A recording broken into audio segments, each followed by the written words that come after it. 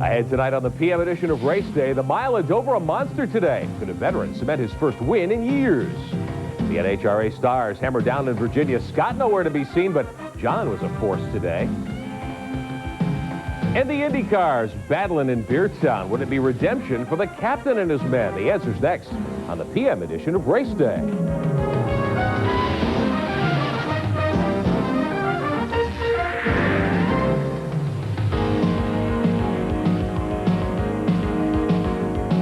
Hi, everyone. I'm Rick Benjamin. Great to have you with us tonight on the PM edition of Race Day. It's been a wild one from the high banks at Dover to the flat mile at Milwaukee, that brand new quarter mile in Richmond. We'll blast around all of it in the next half hour. First, though, Dover, the new cement surface making for fast conditions and also rough conditions. Tire wear and slick track causing plenty of concern.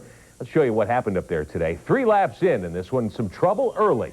A huge wreck off of turn 4. 19 different cars damaged. All started when Ricky Craven and John Andretti got too close in the middle of the corner. Craven saves his car, but Andretti slaps the concrete. Several other cars, including Rusty and Bobby Hamilton, involved. Mark Martin and Terry Labonte met unexpectedly. It's on the racetrack because somebody from behind will run over you running wide open. Lots of folks thought today's race would be filled with wrecks, especially after that early mess. A few single-car fandangos, including this Jeff Bodine twirl. Tires the big issue. The new surface at Dover so abrasive. Goodyear brought in completely new tire compounds this morning. That from the NASCAR tire compound. Things settled down. More than 200 laps then run under green. Kyle strong early. Holstetter Jeff Gordon also very tough for much of the day. Great day for some teams that have been having troubles, like the 23 and Jimmy Spencer. He got up to second before tasting the concrete, the new White Lightning surface there. Gordon, off that record post-Charlotte fine for illegal parts, retakes the lead, but it was Kyle Petty's day. Claimed the top spot with 130 miles left. Not a cakewalk, though. Team manager Barry Dotson dealing with other teams for a fresh set of tires. But the tire police, Gary Nelson said no, give them back. Got to give a call to Hut Strickland, picking up the ride in the Quaker State car after Steve Kinzer was sent packing. Kenny Bernstein said he's bailing out at the end of the year. Hut gave it a great ride, but it was Kyle Petty's day. Just enough to hold off Charlotte winner Bobby Labonte and Ted Musgrave. Kyle's first win in 103 weeks, going back to Pocono 2 years ago next week. Here's your top 10. Kyle the winner. Hut grabs 4th. Earnhardt adds his point lead with the 5th. We'll have much more on today's Cup chase at the Monster Mile later in our report tonight. Well, just days after making sizable bank deposits after Indy, the stars of IndyCar heading north today to Milwaukee for 200 trips around the flat mile over there. They're lapping this place, which dates back to the 20s at 160-plus miles an hour these days. Fastest of the fast, Teo Fabi. He sat on the pole, dominated early today. 2 drivers hoping to get back on the winning track after Indy. Michael Andretti and Robbie Gordon battle hard in the first half of the chase. Hard enough to watch this slap wings. Both continue okay. Al Unser Jr. started second. His Penske teammate Emo third. Fittipaldi never a factor. Al Jr. grabs the lead 27 laps in, holds it for several laps. But he battled with Fabi, taking the lead at that point. Just one caution. This is Alicio Salazar spinning with less than 75 to go. He was okay. Leaders pit under caution. Paul Tracy beats Al Jr. off of pit road, while Emo had trouble, slapped the barriers backward. Closing in on the finish, it boils down to Tracy and Al Jr., teammates a year ago. Little Al gets by with 56 to go. Roger thinks redemption after Indy. But in traffic with 20 laps left, Tracy reclaims the advantage. Now he has one close call. Watch this. Skates way out into the marbles in turn 2. Al Jr. closes in but couldn't repass. Tracy gets his second win of the year. Al Jr. gets second place. Emo nowhere to be seen. The IndyCars back at it next Sunday in Detroit. We'll have all the highlights for you coming up next week on Race Day. There's a lot more to come tonight. We'll recap today's NHRA blast in Virginia, the first trip to a brand new strip. And in Ohio, $100,000 to win for dirt track late models. Where else but Eldora? We'll show you who grabbed the big check when we come back.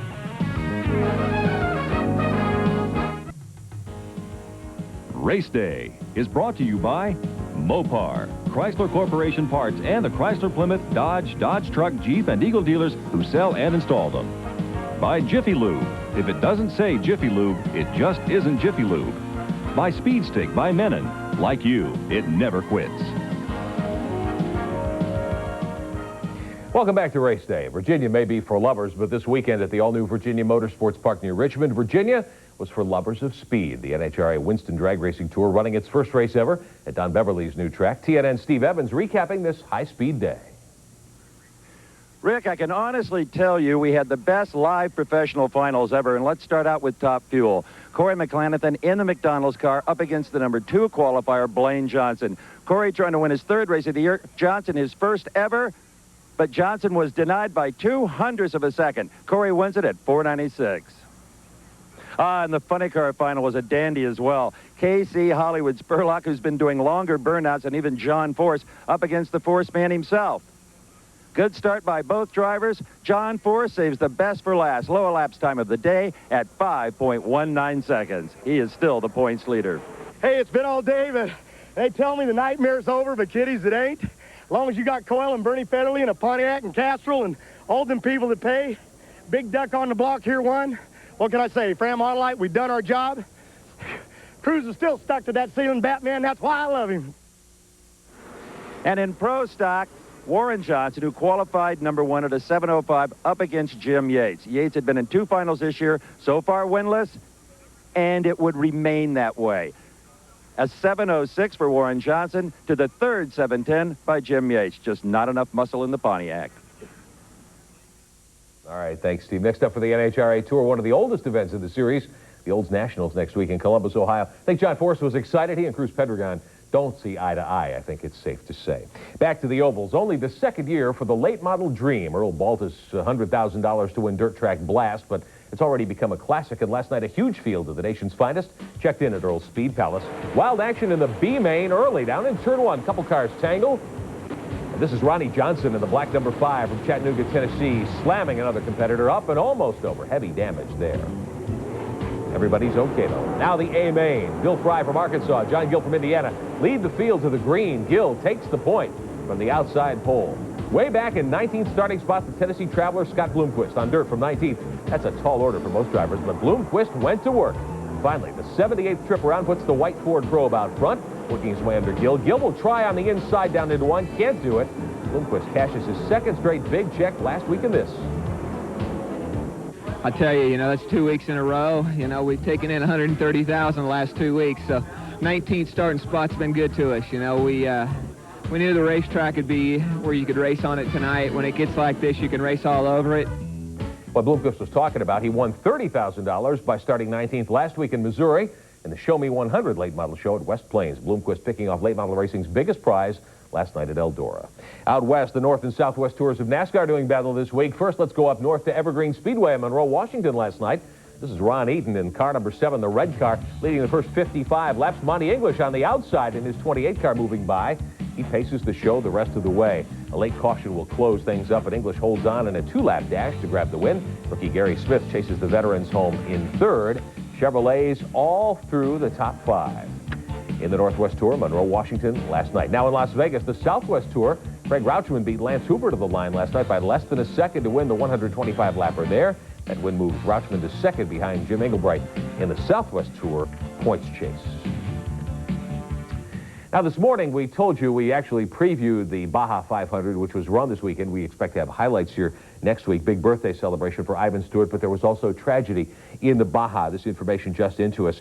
A Kawasaki motorcycle rider, Danny Hamill, 23 years old, was killed this weekend, just 10 miles into the Baja 500. His teammate Paul Kraus went on to win. Kraus was so overcome by the emotion of all this, he couldn't even take the victory podium, we're told.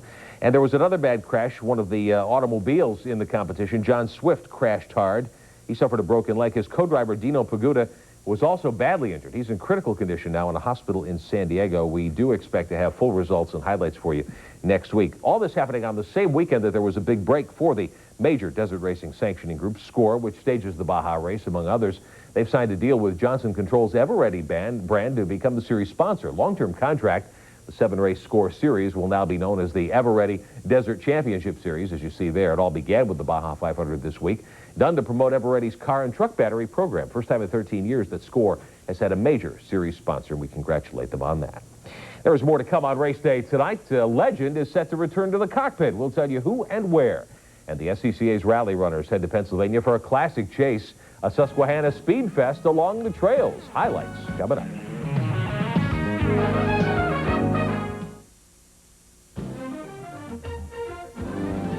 Welcome back to Race Day. I'm Rick Benjamin. Now for something completely different. After 3 of the closest finishes in American rally history, Paul Chouanier went on a drive in the forest of Wellsboro, Pennsylvania this weekend, looking for a 5th straight victory. Chouanier and his co-driver Jeff Becker in a pitched battle once again. Here's Chouanier and his Hyundai. Henry Joy and Chris Griffin in their Mitsubishi joining that battle. Joy penalized 5 minutes for getting to a service stop too early. That gave Chouanier a 5.5-minute cushion. Joy ran flat out. Chouanier, meantime, nursing an ailing gearbox in his Hyundai. But he was able to hold on and grab victory yet again, even though Joy cut the lead in half. Other class wins in Pennsylvania. Sam Bryan in Group 2, Bruce Newey in Group A, Cal Landau in Production GT. Hope you've got your scorecard for this one. Pete Pollard wins the production class. Rally Circus will take a month off, and they'll be back in action in Prescott, Arizona, coming up July the 8th. The Memorial Day Monday just passed, a traditional feast for road racing fans everywhere after the Indy 500 and the World 600 grabbed the headlines. Monday, no different at all. Major road race events from New England to the Old Country. The IMSA World Sports Cars is sharing top billing with the Trans Am of the SCCA up in Lime Rock last week. Matt Yoakum wraps up this week of road course action. The IMSA World Sports Cars round was a battle of the brands all race long. The Ferraris and the Ford of Rob Dyson battling. Fast qualifier Wayne Taylor battled early with Butch Leitzinger in the Rob Dyson-owned Ford. Leitzinger's challenge ended against the guardrail, while Taylor led until he pitted. James Weaver in the second Dyson car then took over. Taylor chased down Weaver and muscled his way past in the late going. For Taylor, the defending series champion, a day of redemption with his first win in over 2 years. Then the SCCA Trans Am stars took the 1.5-mile course in the Connecticut hills. At the start, Tommy Kendall goes from the second row to the lead before turn 1. SCCA officials didn't like the start. They sent Kendall to pit road for a stop-and-go penalty for jumping the start. That left the Camaro-mounted Jamie Gallus out front. The face of the race changed dramatically when Gallus' teammate Ron Fellows crashed hard at Lime Rock's fastest section. Fellows walked away with just bruises but no brakes. During the caution, Kendall pitted to freshen tires, warned by a comeback to 8th spot. On the restart, the flag stand got involved again. This time, Boris Sed made the big move to the front, chased by fellow Ford pilot Dorsey Schrader. Sed got the stop-and-go penalty this time, leaving Schrader out front. Behind him, Kendall was still charging. Here he goes for second place at the expense of Phoenix winner Price Cobb. That was as close as Kendall would get as Schrader takes his second straight win. And in England, a doubleheader on Monday for the British touring cars. Point leader Ricard Rydell survived this starting line melee and led every lap, a rarity in this competitive series. Rydell was chased home by the Cavalier of John Cleland and Alain Menu. In the second race, Menu got the better of Rydell, this Frenchman claiming his second win of the year in the Williams-prepared Renault. Reporting for Race Day, I'm Matt Yoakum. All right, thanks, Matt. Later on Race Day, we'll have lots more from this most competitive British series, and we'll tell you more about this new American touring car series that's being planned for next year as an IndyCar support series. That's in the weeks to come right here on Race Day. One of IndyCar's all-time greats, the just-retired Mario Andretti, appears set to return to competition, not in an IndyCar, but in a sports car. Word is that Mario is 99% certain to drive a Courage C34 with Porsche power in the 24 Hours of Le Mans in 2 weeks. The Courage team telling Race Day Mario will test the car this Thursday and should sign on to drive with Bob Wollek and former race winner Eric Hellery at Le Mans after the test. It'll be Andretti's 5th try at Le Mans, his best finish ever, a 3rd for Porsche with Michael as his teammate 12 years ago. Much more to come tonight on Race Day. We'll hear how Kyle Petty battled exhaustion in the Monster Mile for his first win in a long, long time. And the Wild AMA Superbikes lean hard on one of the country's toughest road courses. We'll show you what went on today at Mid-Ohio when we come back.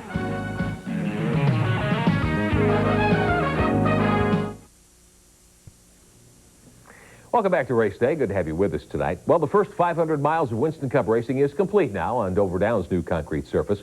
Plenty fast, but plenty tough on tires and always tough on drivers, too.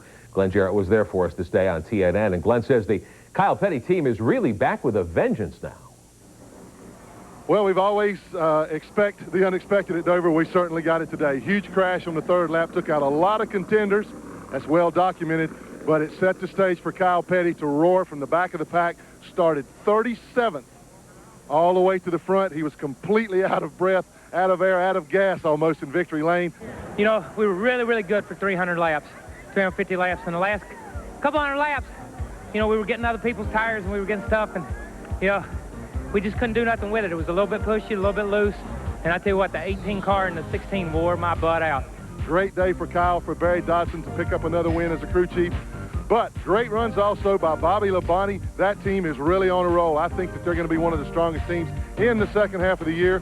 Same for Ted Musgrave, finished 3rd. Those 3 cars, hard to imagine, 500 miles here here at Dover, and to finish 1, 2, 3, you could have thrown a blanket on top of them. Very disappointing for those guys in the crash. Going to shake up the point standings a little bit, but I think overall the day here at Dover really showed the guys that this concrete surface is a surface that they can race on. Goodyear did a wonderful job with working on the tires.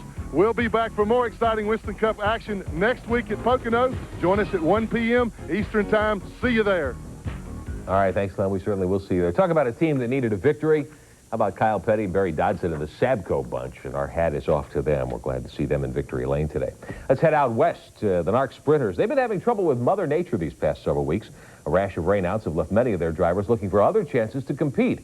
So enter a guy named Dennis Roth in something called the Beef Packers Outlaw Sprint Spectacular.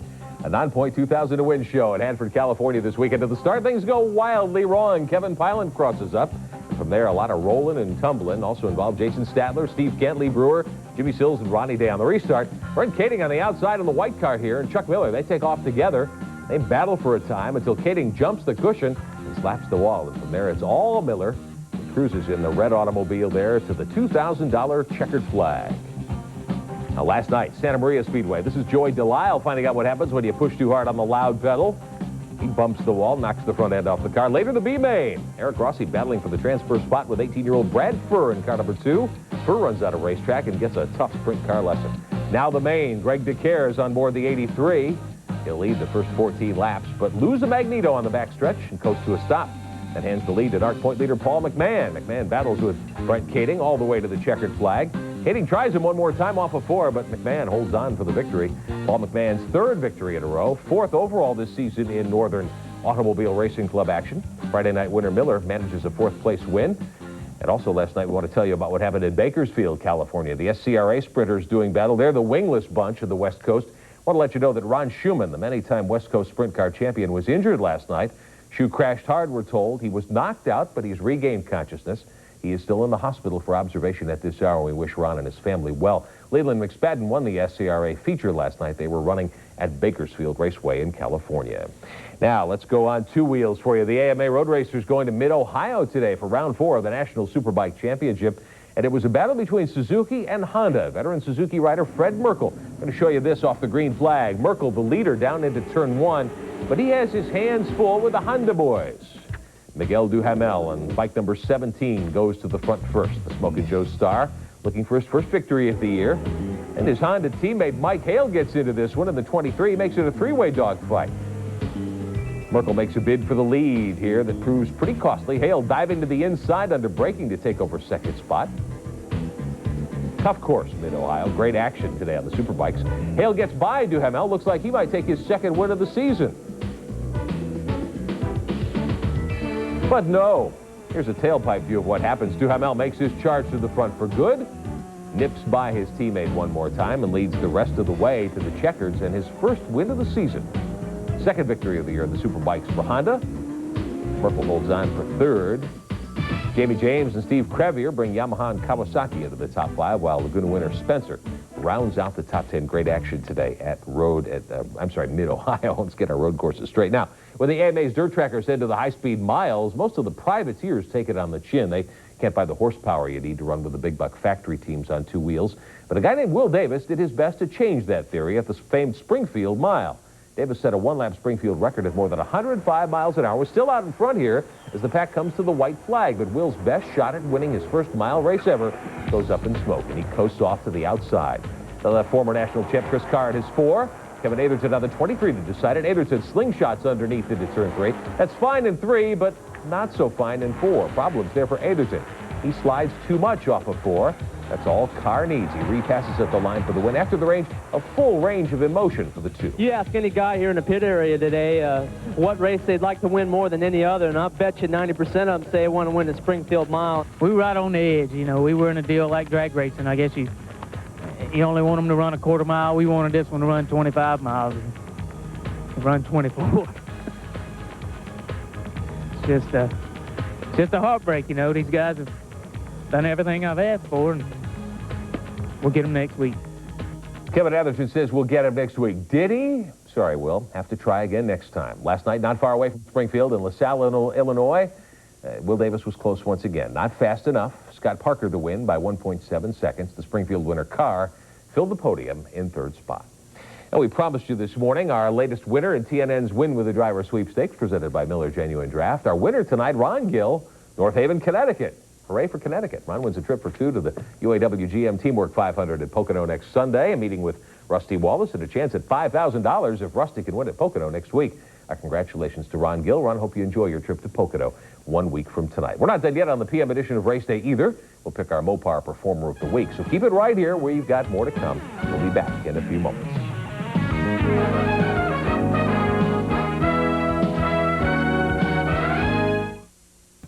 Back on Race Day, our Mopar Performer of the Week. Not much debate here at the Race Day studios. The call to Kyle Petty, battling tires, a 37th starting spot, and exhaustion to win his first Winston Cup event in nearly 2 years. Congratulations to Kyle and the entire team, our Mopar Performer of the Week. And that's all the time we have on the PM edition of Race Day. Thanks for being with us. Next week on the morning edition, a live preview of the UAW GM Teamwork 500 at Pocono, which you'll see here on TNN. Also, we'll check the Indy cars through the streets of Belle Isle, Detroit. Have a great race day and a great week. See you next Sunday.